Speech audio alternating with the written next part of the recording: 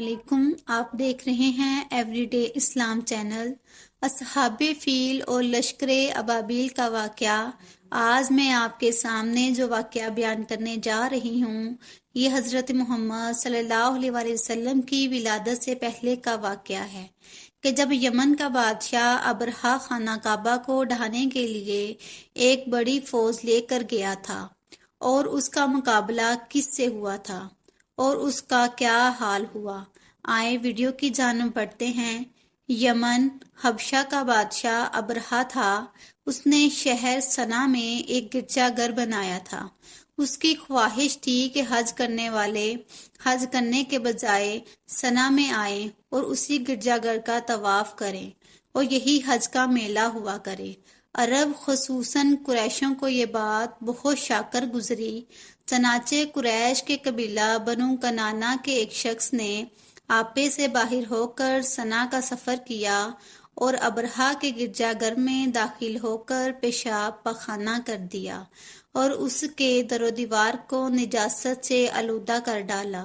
اس حرکت پر ابرہہ بادشاہ کو بہت طیش آیا۔ اس نے کعبہ معظمہ کو ڈھا دینے کی قسم کھا لی اور اس ارادے سے اپنا لشکر لے کر روانہ ہو گیا۔ اس لشکر میں بہت سے ہاتھی تھے اور ان کا پیشہ رو ایک بہت بڑا کوہ پیکر ہاتھی تھا جس کا نام محمود تھا۔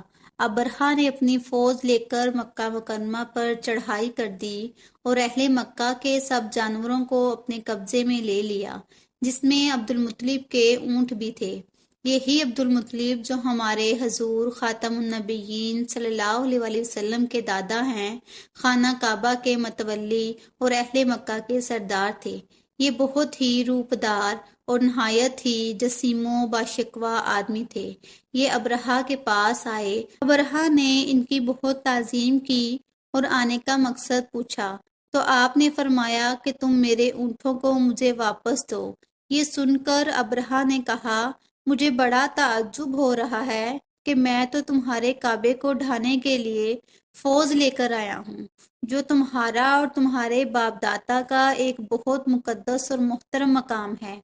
آپ نے اس کے بارے میں کچھ بھی مجھ سے نہیں کہا، صرف اپنے اونٹوں کا مطالبہ کر رہے ہیں۔ حضرت عبد المطلب نے فرمایا کہ میں اپنے اونٹوں کا مالک ہوں، اس لیے اونٹوں کے لیے کہہ رہا ہوں، اور کعبہ کا جو مالک ہے وہ خود اس کی حفاظت فرمائے گا، مجھے اس کی کوئی فکر نہیں ہے۔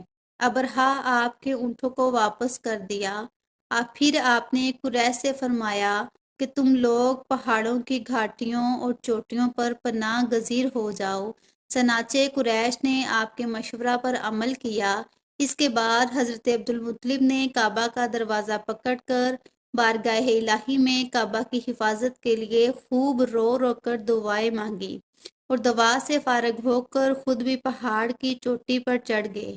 ابرہہ نے صبح ہوتے ہی اپنے لشکروں کو لے کر کعبہ مقدمہ پر دھابہ بول دینے کا حکم دیا اور اپنے ہاتھیوں کو چلنے کے لیے اٹھایا، لیکن ہاتھیوں کا پیش رو محمود جو سب سے بڑا تھا وہ چلنے کے لیے کھڑا ہوا، مگر وہ کعبے کی طرف نہ چلا۔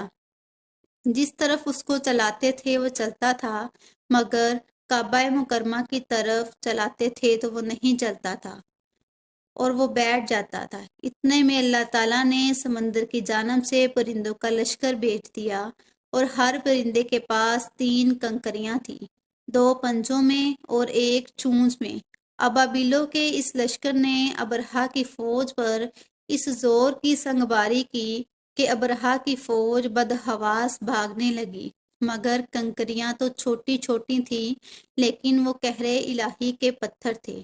پرندے جب ان کنکریوں کو گراتے تو وہ سنگریزے فیل سواروں کے خود کو توڑ کر سر سے نکل کر جسم کو چیر کر ہاتھی کے بدن کو چھیدتے ہوئے زمین پر گرتے تھے، اور کنکری پر اس شخص کا نام لکھا تھا جو اس کنکری سے ہلاک کیا گیا، اور کعبہ معظمہ محفوظ رہ گیا۔